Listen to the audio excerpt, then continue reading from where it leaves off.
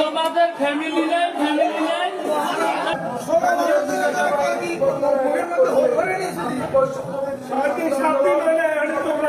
তোমাদের ক্ষমতা যখন ছিল তখন তোমরা আসো নাই। 16 বছর ধরে কি আমরা ছিলে তোমরা?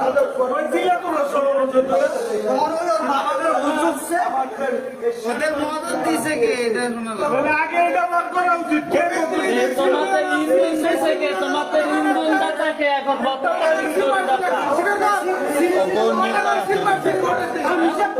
নেতাকে থাকে বর্তমানে ইন্ধন দেয় কে তোমার?